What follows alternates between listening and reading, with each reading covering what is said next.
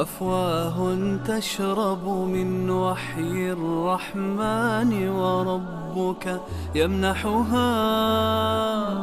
يمنحها شهدا وحفاوى، فتزيد ورودا وتلاوى، وتراها عين الرحمن.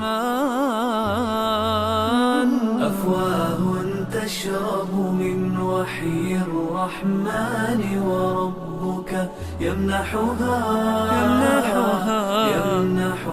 شهدا وحفاوى، فتزيد ورودا وتلاوى، وتراها عين الرحمن.